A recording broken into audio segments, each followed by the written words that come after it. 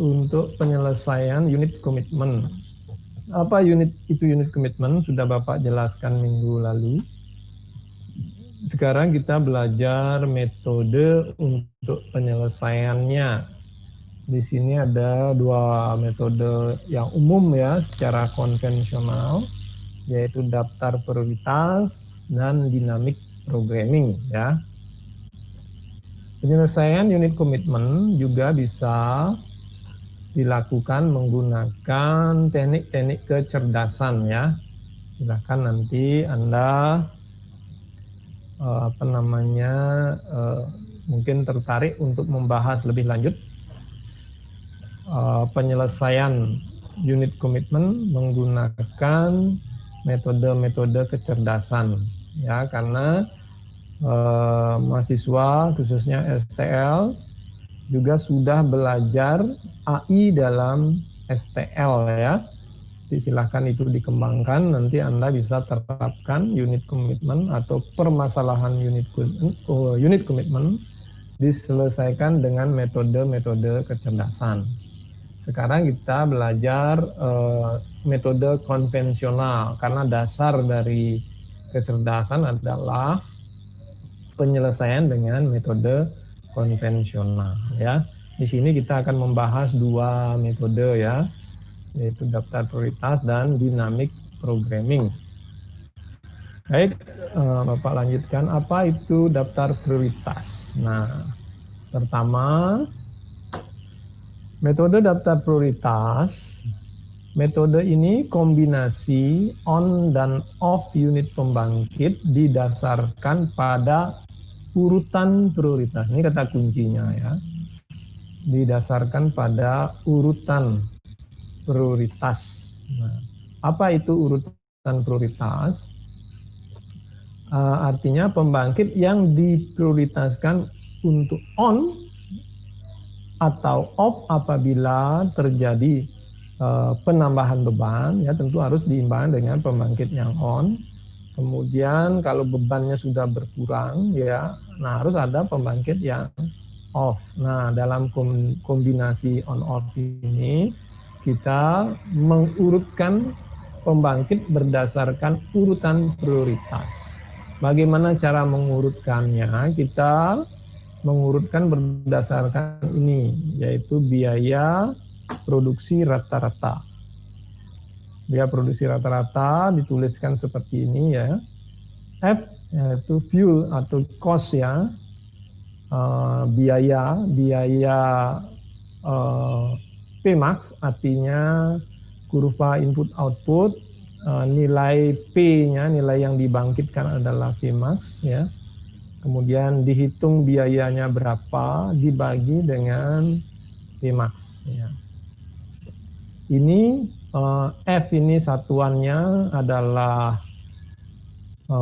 rupiah atau dolar ya, MBTU per jam ya, per jam, sedangkan daya satuannya watt, bisa mega atau kilo ya, tergantung kapasitas. Kalau mega berarti satuan biaya produksi rata-rata adalah dolar per kWh ya, artinya dolar per kWh atau MBTU per WH gitu ya, watt hour, mega watt hour ya, sehingga itu seolah-olah adalah biaya energi per kWh ya, atau MWH. Baik, Bapak lanjutkan. Ya, seperti contoh sebelumnya, ada data input output pembangkit ya, F1, F2, F3, di mana F1 fungsi input output pembangkit, artinya biaya terhadap daya yang dibangkitkan ya. Kita mempunyai persamaan seperti ini ya. Kemudian yang kedua, kita mempunyai batas daya yang mampu dibangkitkan untuk P1 sampai P3 ya.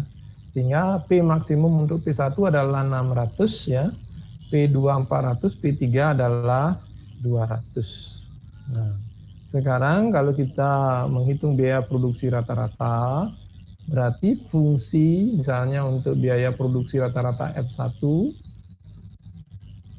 Berarti kita memasukkan nilai 600 ini ya ke persamaan ini untuk menggantikan P1. Berarti 561 ya plus 7,92 dikali 600 ya. Tambah 0,001562 dikali 600 kuadrat ya. Sehingga satuannya nanti, dan ini pasti MBTU atau dolar per jam ya. Karena kurva input output itu satuannya adalah biaya per jam ya. Biaya itu bisa nilai panas ataukah nilai dolar atau rupiah. Sehingga kalau dibagi dengan 600 megawatt sehingga satuannya jadi dolar per MWH ya, seperti itu. Nah, itu yang disebut biaya produksi rata-rata. Kita bisa melakukan hal yang sama untuk F2 dan F3 dengan memasukkan nilai Pmax untuk P2 adalah 200, Pmax untuk P3 adalah 200 ya, sehingga masuk ke sini semua ya. Itu juga ini masuk ke sini ya. Ini masuk ke sini sehingga kita dapatkan dan dibagi dengan daya maksimumnya. Nah, dari sana kita bisa mendapatkan, nah ini. Artinya ternyata untuk pembangkit pertama biaya produksi rata-ratanya adalah 9, nah karena ini rupiah ya. Berarti itu tandanya rupiah per jam berarti tadi ya.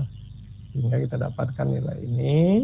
Nah, berdasarkan ini kita tahu bahwa biaya produksi rata-rata yang paling murah adalah pembangkit kedua ya. Sehingga kita urutan prioritasnya pembangkit kedua adalah unit dengan artinya prioritas pertama ya. Artinya ya ini unit kedua sebagai prioritas pertama ya. Artinya unit prioritas pertama unit kedua karena biaya produksi rata-ratanya paling murah yaitu 9,4, kemudian prioritas kedua adalah unit ke-1 karena dia 9,7. Nah, yang unit ketiga prioritasnya paling terakhir. Artinya kalau ada penambahan beban atau pengurangan beban, unit 3 yang pertama yang terakhir ditambah dan paling dulu dilepas ya. Jadi kalau ada beban bertambah, kalau unit 2 dan 1 sudah tidak mampu ya terpaksa unit 3 gitu ya. Kemudian bebannya turun, nah yang dilepas ya unit 3 duluan baru unit 1 ya, unit 1. Artinya unit 2 mampu menanggung biaya sendiri ya, artinya menanggung beban dari kapasitas. Artinya kapasitas dari pembangkit 2 itu cukup untuk menanggung beban dari sistem ya.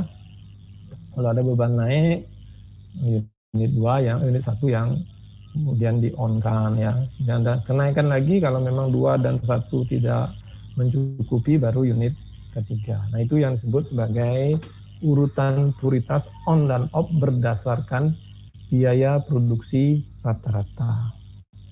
Baik, berikutnya, sehingga sebagai contoh untuk mengurangi kombinasi yang muncul ya, karena di sini ada 3 unit pembangkit, berarti kombinasinya 2 pangkat 3 min 1 ya. 2 pangkat 3 berarti 8 min 1 berarti 7 kombinasi.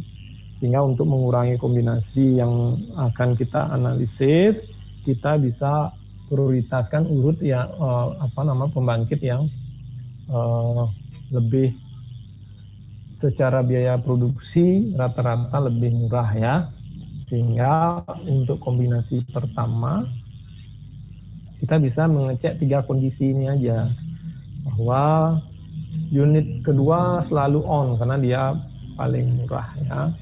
Kemudian ada 3 kombinasi yang 11 ya, kemudian 110 dan yang terakhir adalah 011 ya. Artinya pembangkit unit 2 operasi atau unit ketiga yang beroperasi ya. Kita bisa menggunakan 3 kondisi dari 7 kondisi yang mungkin ya. Artinya kita mengambil hanya pembangkit yang artinya kalau misalnya 550 unit 2 adalah 400, unit ketiga 200 ya kalau Anda lihat. Sebelumnya unit 2 adalah 400 ya, unit 3 200, sehingga 550 itu cukup untuk 0, apalagi 1100 gitu ya.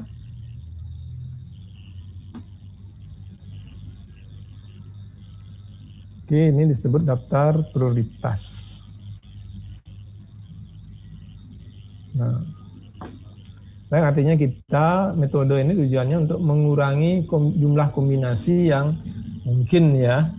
Artinya supaya tidak banyak kombinasi yang perlu kita hitung, kita perlu pastikan bahwa yang kita prioritaskan adalah pembangkit yang mempunyai biaya produksi rata-rata terendah.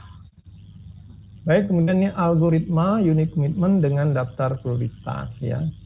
Untuk penjadwalan unit commitment pada metode ini level beban menggunakan algoritma sebagai berikut. Nah, ini algoritmanya ya.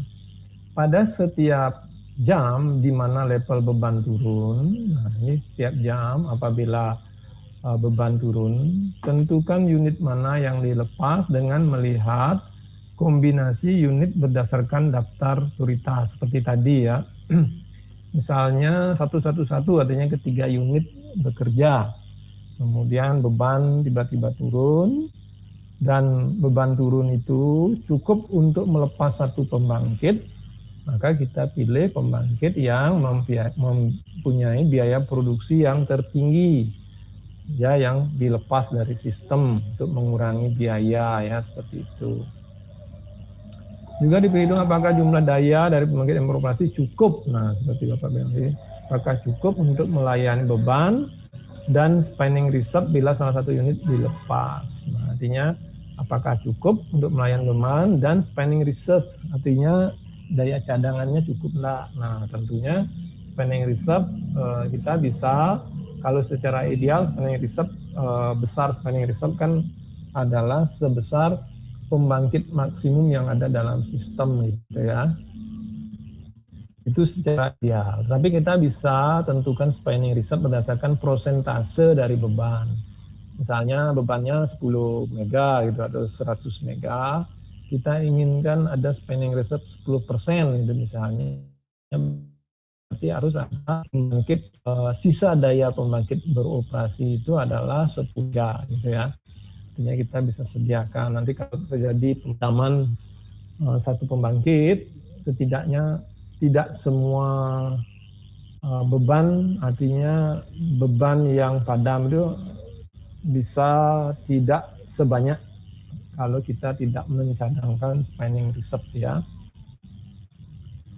Yang berikutnya, bila tidak mampu, cari unit lain yang dilepas, dan bila mampu lanjutkan pada step berikutnya. Nah, artinya kalau dia pembangkit itu besar, ternyata dia boros, dan kalau dia dilepas, sistem tidak cukup, artinya melayani beban dan spinning reserve yang sudah ditetapkan, dicari unit lain untuk dilepas. Artinya berikutnya yang lebih mahal ya.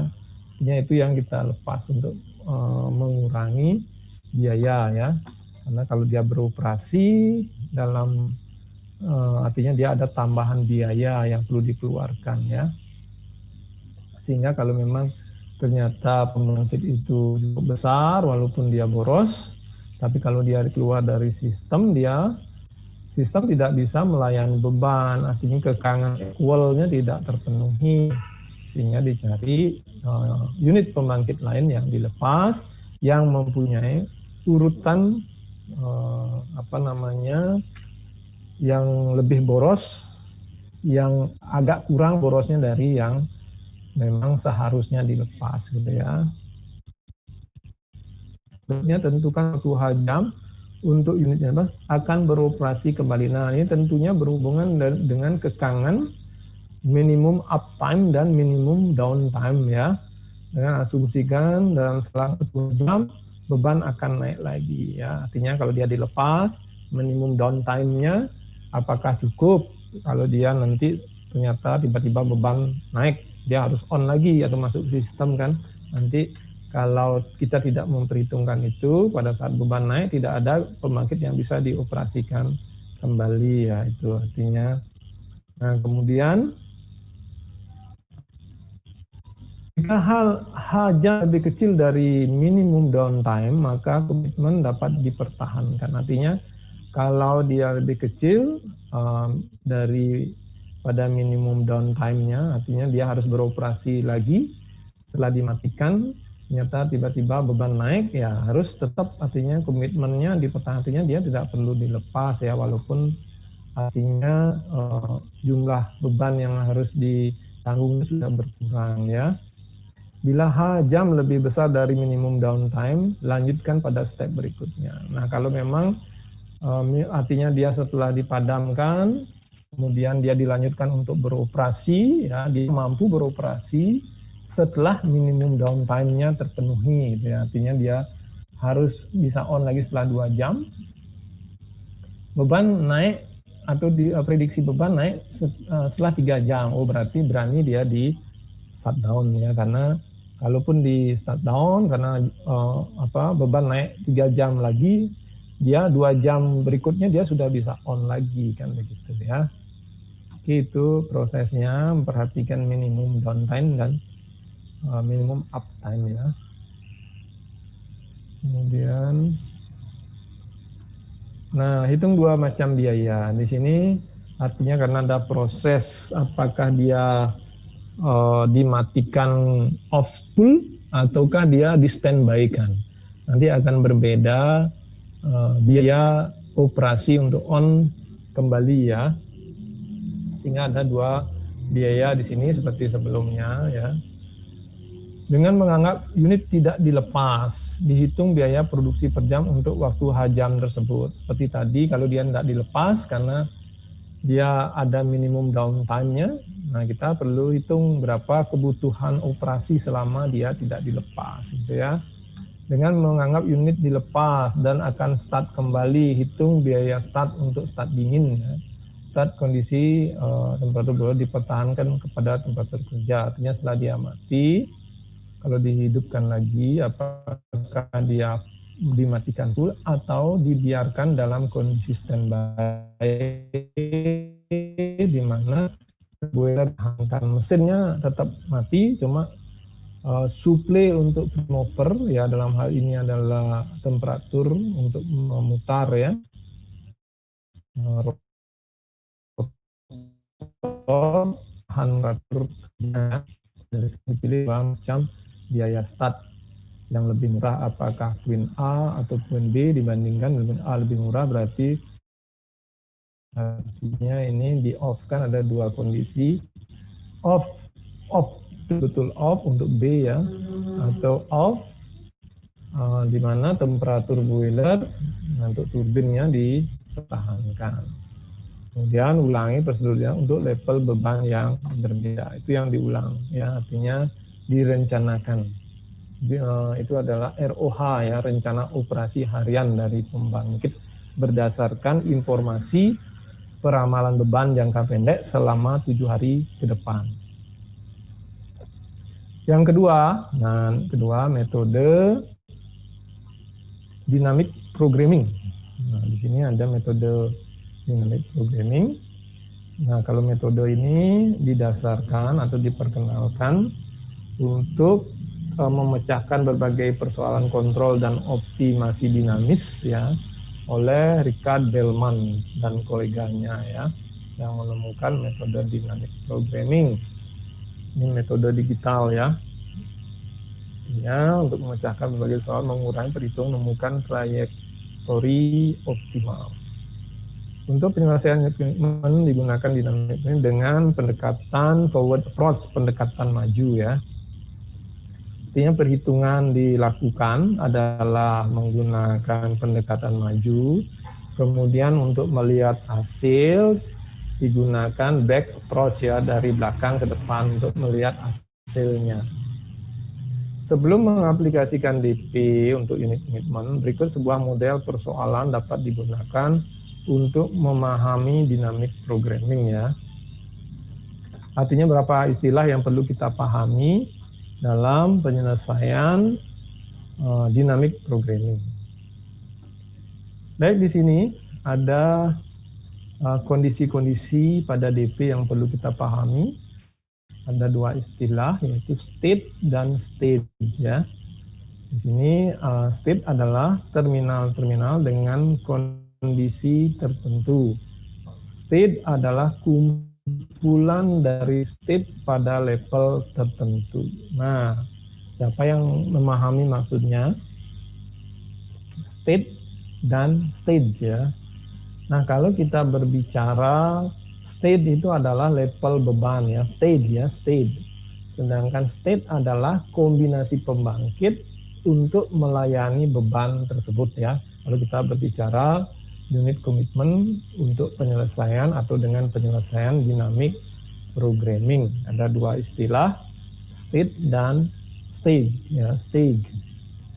Artinya stage itu adalah level beban ya setiap jam, sedangkan state itu adalah kombinasi pembangkit untuk melayani level beban. Misalnya sebagai contoh, ada 24 jam itu misalnya, atau kita bagi dalam satu hari adalah 6 jam, sehingga akan ada 4 level beban dalam satu hari ya. Karena 24 dibagi 6, berarti ada 4 level beban. Nah, itu yang disebut sebagai stage ya. Kemudian masing-masing level harus dilayani oleh kombinasi pembangkit. Misalnya ada 4 kondisi pembangkit setiap level, berarti 4 dikali 4 akan ada 16 stage ya. 16 stage ya, nanti kita lihat. Berikut contoh dengan DP biaya state ke state diketahui ya. Nah, seperti contoh di sini. Misalnya ada 5 stage ya. Artinya berjalan ya. Ini misalnya beban pertama, beban kedua, beban ketiga, beban keempat, beban kelima. Masing-masing beban ini ada biayanya ya. Kemudian perubahan pola pembangkit dari beban satu ke beban berikutnya ada namanya biaya translasi ya. Misalnya di sini B ini adalah 3 pembangkit dilayani oleh 3 pembangkit untuk beban tertentu ya. Misalnya B ini nilainya 111 gitu ya. Kalau C adalah 110, ini adalah 011. Nah, dalam proses ini kita tahu bahwa untuk 11 biayanya berapa kan begitu ya. Di sini tidak dimunculkan, di sini hanya sebagai contoh ada translasi, ada hanya biaya translasi. Tapi dalam kasus unit komitmen, biaya translasinya adalah biaya start up dan shutdown ya daripada pembangkit ya, start up dan shutdown-nya. Misalnya dari satu-satu pembangkit on ya, artinya 3 pembangkit on menuju pembangkit on kan tentu biayanya 0 ya, karena tidak ada biaya start up maupun shutdown ya. Tapi ini sebuah contoh sederhana untuk memahami aja dulu ya. Misalnya di sini ada state ya, ini ada state 1, 2, 3, 4, 5 ya. State 1 ini ada state-nya 1, 4 ya, 7, 11 tambah 3, 14 ya. Ada 14 state ya, dari A sampai N ya, A, B, C, D, E, F, G, H, I, J, K, L, M, N ya, itu namanya state ya. Bapak bilang state ini adalah pembebanan setiap jam atau setiap pola operasi ya. Kemudian ini kombinasi pembangkit.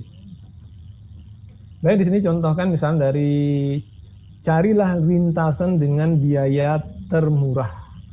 Artinya dari A ke B perlu 5, dari B ke E 11, E ke H 3, H ke L 9, L ke N adalah 4. Berarti kalau udah lintasnya A, B, E, H, N sampai N adalah 13, 16, 27, 20, 32.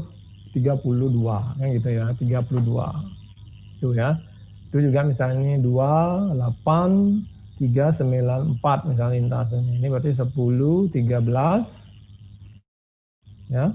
Kemudian 22, 26 gitu ya. Itunya 26, sedangkan dari 32 berarti lebih murah melalui yang ini kan gitu. Ada kombinasi yang lain. Nah, itu yang kita cari.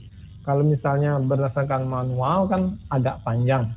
Tetapi dengan metode kita bisa mengurangi jumlah nilai-nilai yang tidak perlu ya. Sekarang kita coba selesaikan dengan metode dynamic programming. Ini sudah direkod enggak ya? Oke, sudah direkod. Baik, aduh, udah habis waktu. Penyelesaian. Nah, di sini penyelesaian. Model di atas berupa model pembiayaan suatu proses yang diawal dari state A sampai ke state akhir N ya, dengan melalui banyak pilihan lintasan pembiayaan. Terdapat 5 state ya, di mana setiap state memiliki beberapa state seperti tadi ya. State awal ada A, state 1 ada 2, B dan C ya. Juga state 3 ada 2, ada 3 ya tadi ya. Ada 1, kemudian 3, 3, 4, 2, 1 ya. Seperti itu. Kemudian dari sini dilakukan penyelesaian dengan dynamic programming ya. Untuk mencari lintasan pembiayaan yang termurah dari state A sampai state N. Formulasi dari DP sebagai berikut ya. XN adalah state ke N ya. Stage, bukan stage ya.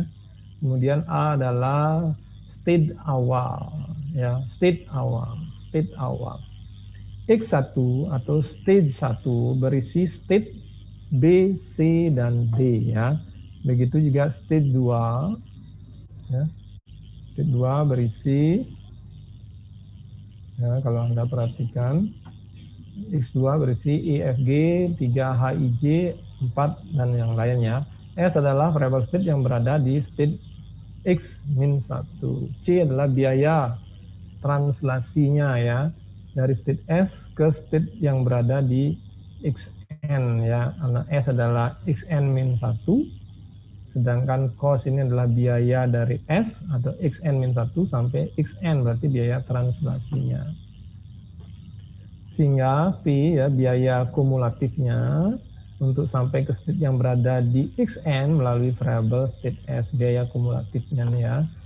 Sedangkan F crash ya adalah biaya kumulatif termurah. Nah, dipilih nanti berdasarkan F ini. F crash itu adalah biaya kumulatif termurah sampai ke state yang berada di XN. X ini adalah stage ya, melewati variable state S. Nah, artinya variabel mana yang menyebabkan biaya termurah dari biaya kumulatif ya.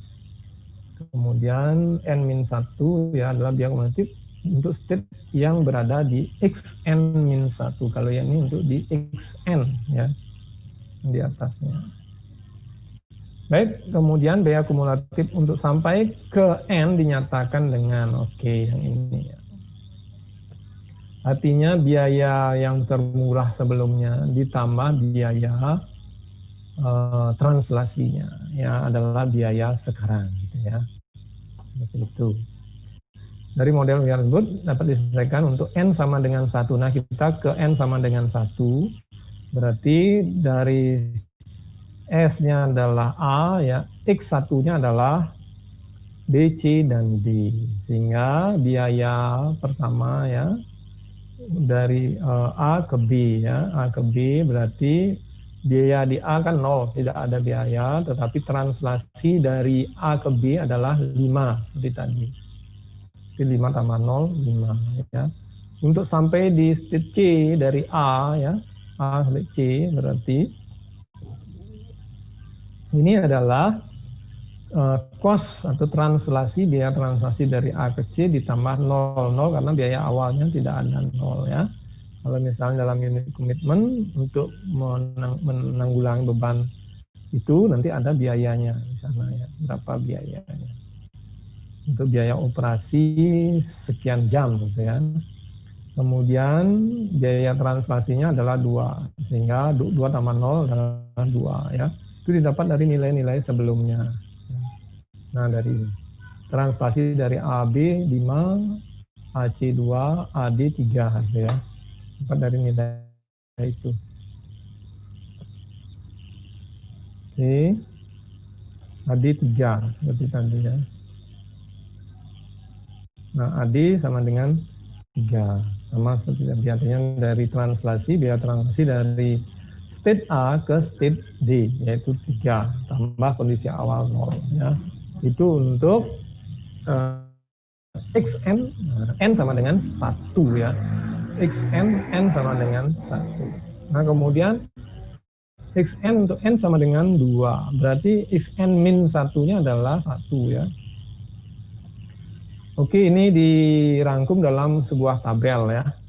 Untuk mempermudah, di bawah tabel kita dapatkan bahwa dari A ya menuju B ya, nilainya adalah 5 gitu ya. Kemudian yang paling murah adalah tidak ada lagi, cuma ada 5 aja, berarti adalah 5. Dari A ke C ya adalah 2, yang paling murah adalah 2 gitu ya. Kemudian artinya dari menuju B ini hanya dari A saja, tidak ada dari state yang lain ya. Itu juga dari AD adalah 3 gitu ya. Sehingga biaya yang termurah adalah dari A, karena memang ada A saja, tidak ada state yang lain selain A yang menuju B atau menuju C atau menuju D ya.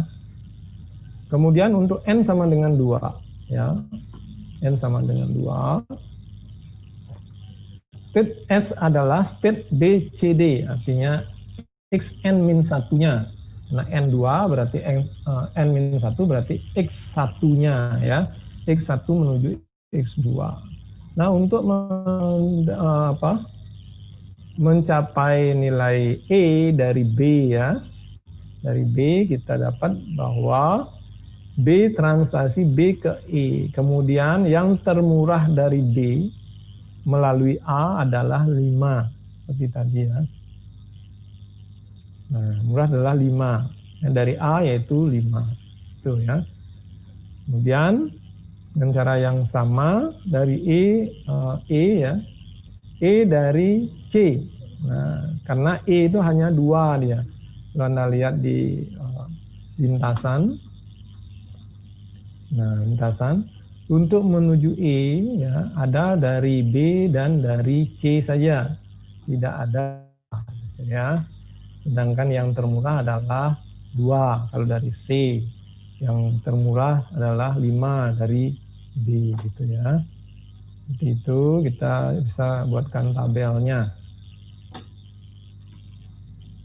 Nah, seperti ini. Untuk mencapai state E bisa dari B dan C ya. Dari B artinya translasi BE-nya ditambah state sebelumnya di B, yang termurah adalah dari sebesar 5 hingga 16 gitu ya. Dengan cara yang sama juga begitu. Untuk mencapai C dari E dari C ya, translasi C ke ditambah biaya yang murah sebelumnya menuju ke C dari A yaitu 2. Sehingga untuk mencapai E dari C kumulatifnya dari awal adalah 10. Begitu juga untuk F ya. F bisa dari C dan D saja.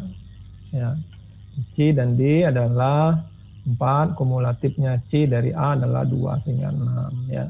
3D ke F ya. Nah, dari state D ke F biaya translasinya yaitu D ke F adalah 6 ya. Sama 3 9. Itu juga untuk mencapai state G ya. Dari C dan dari D, karena hanya bisa dari C dan D ya, tidak bisa dari D ya, menuju F atau menuju G. Yang ada dari CF, DF, CG dan DG, hal yang sama ya. Pokoknya translasi dari C pasti sama dia ya. 2 ini juga 2 ya. Cuma translasi dari C ke G-nya 9, di 11 dan 9. Nah, kemudian kita buat tabelnya. Nah, seperti ini tabel. Untuk N sama dengan 2, untuk mencapai EFG ya, dari BCD, kita sudah dapat hitung.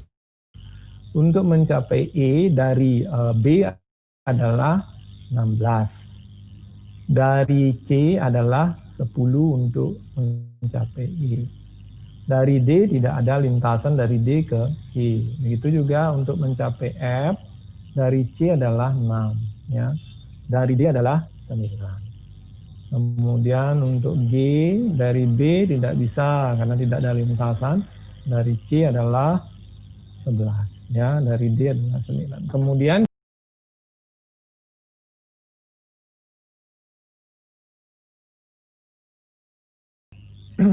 dari F saja ya, di mana untuk mencapai F adalah 6 ya, biaya termurahnya, ditambah translasi dari F ke J yaitu 5. Jadi 6 tambah 5, 11. Untuk mencapai J ya satu-satunya adalah F yaitu 11. Begitu juga untuk mencapai K ada 2 ya, state untuk mencapai state K yaitu F dan G. Untuk mencapai F yang paling murah adalah 6, translasi dari F ke K adalah 9, berarti 9, 6 tambah 9, 15. Ya. Untuk mencapai G yang termurah adalah 9, kita cek benar nggak untuk mencapai G adalah 9, ya benar ya, dari D ya. Untuk mencapai G adalah dari D, di mana biayanya adalah 9 ya, 9 dari D. Sehingga kita bisa gunakan itu 9 ditambah translasi G ke K yaitu 4, berarti 13. Yaitu dari G. Karena tidak ada dua pilihan 15 dan 13, berarti yang paling murah dari G yaitu 13.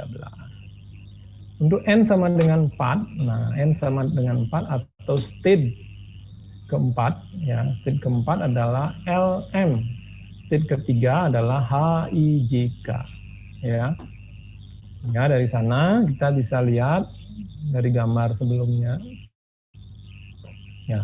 Nah, ini ya. Ini adalah state keempat ya. State keempat. State keempat ini dari kalau state L-nya adalah dari H, dari I dan dari J ya. M-nya dari I, J dan K. Ya, seperti itu sehingga untuk mencapai L bisa dari H, bisa dari I, bisa dari J. Untuk mencapai M bisa dari I, bisa dari J dan bisa dari K. Ya, seperti itu. Nanti kita bisa tabulasikan juga. Ya, tabulasikan dalam bentuk tabel. Nah, ini. Untuk mencapai L dari state sebelumnya N sama dengan 3 adalah I, J dan I, H, I, J. H, I, J. Kemudian untuk M adalah I, J, K. Ya. Nah, di sini kita bisa lihat untuk mencapai H, kita lihat untuk mencapai H dari E yaitu 13. Kita gunakan 13 di sini ya. Ditambah dengan translasi dari H ke L. Biayanya dari H ke L berapa? 9, berarti 22. Untuk mencapai I, nah untuk mencapai I di sini adalah 12 dari E ya. Sehingga kita gunakan 12 ditambah translasi dari I ke L 3, berarti 15. Begitu juga JJ, untuk mencapai J adalah 11. 11 dari lintasan F, berarti 11 ditambah dengan translasi dari J ke L yaitu 7, 18. Dari K ke L tidak ada lintasan ya. Dengan cara yang sama begitu juga M. Dari H ke M tidak ada ya. Yang ada dari I ke M, J ke M dan K ke M. Ya, kemudian untuk mencapai I adalah 12 ya, berarti 12 ditambah translasi I ke M yaitu 6 ya. Ini dari lintasan yang tadi ya, sehingga 18. Untuk J juga seperti itu 19, 18. Kemudian kita cari untuk mencapai M yang termurah adalah 18. Ada dua nilai di sini yaitu dari I dan dari K ya. Untuk mencapai L yang termurah adalah 15 ya dari I ya, seperti itu. Dan yang terakhir untuk N sama dengan 5. N sama dengan 5. Nah, kita hanya ada dua lintasan menuju N ya, dari L dan dari M ya. Kalau kita lihat di gambar lintasan tadi. Nah, ini. Untuk mencapai N ada L ataukah dari M.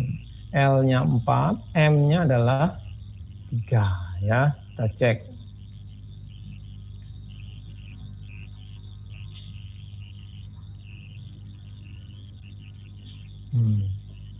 Oke, nah kita karena L dan M kita cek L itu adalah 15 dari I ya, berarti kita gunakan 15.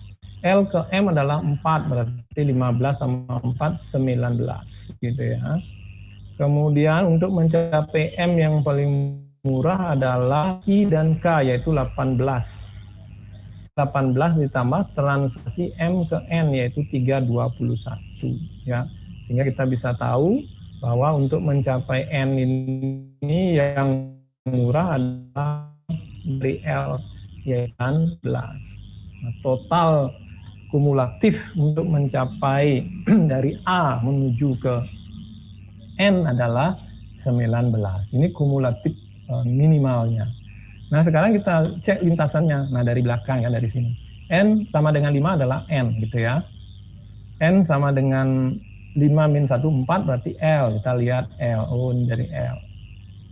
Dari L ya. Oh, L ini dari I gitu ya. Kemudian I-nya dari mana? I-nya adalah dari E. Nah, gitu ya.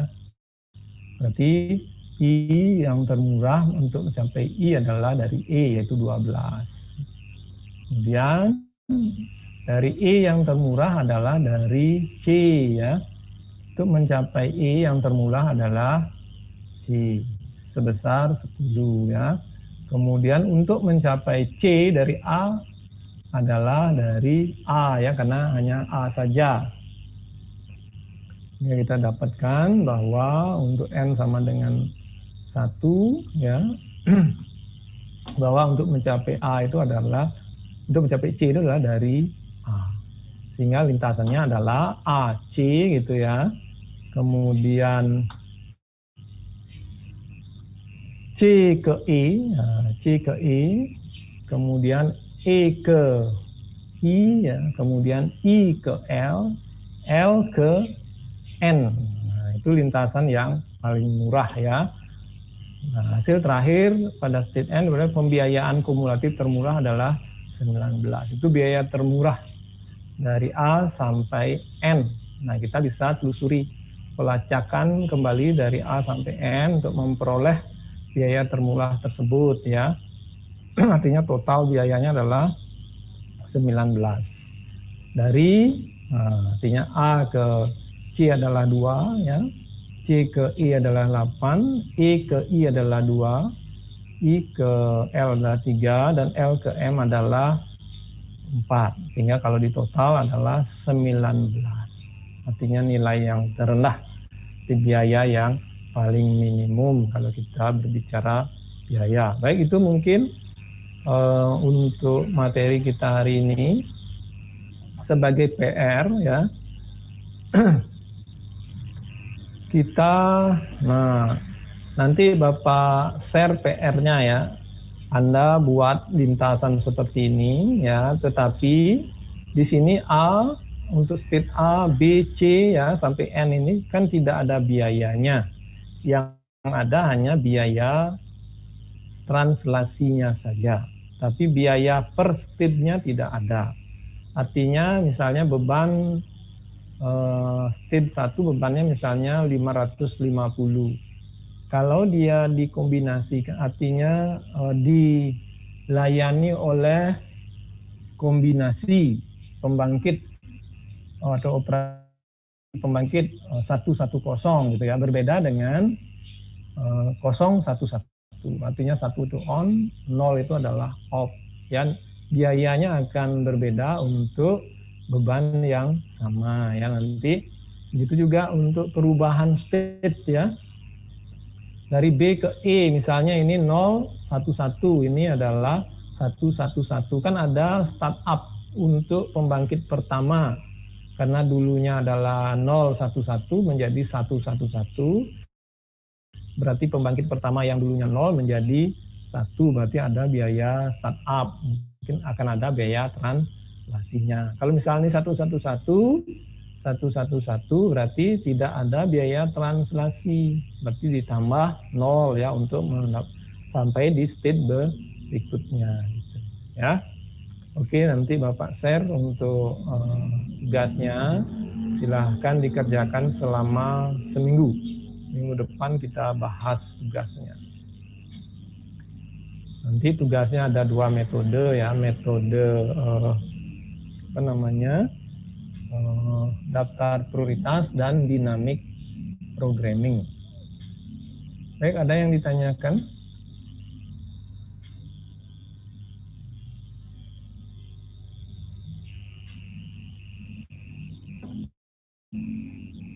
Ada yang ditanyakan?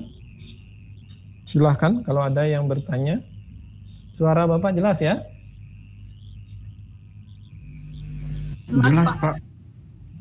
Ada yang ditanyakan? Baik, nanti setelah ada contoh, Anda coba kerjakan. Minggu depan kita bahas di pertemuan terakhir ya, sebagai latihan untuk persiapan ujian akhir semester. Karena ujian akhir semester dimulai 7 Desember. Nah, kalau kita lihat dari kalender, 9 Desember adalah libur bersama. Berarti hari Rebu kalau tidak salah itu ya. Mengapa libur bersama? Karena kan pemilihan ya Rebu ya. Tanggal 9 Desember itu Rebu, ada pemilihan kepala daerah ya, sehingga ada libur bersama. Nanti mungkin ujiannya bisa ditunda 1 hari itu ya, atau diundurkan bersamaan dengan mahasiswa baru ya, sehingga nanti Anda mendapatkan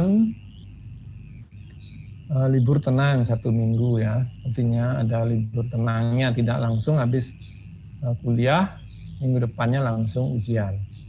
Baik, coba di-on kan kalau begitu videonya. Kita ambil foto bersama.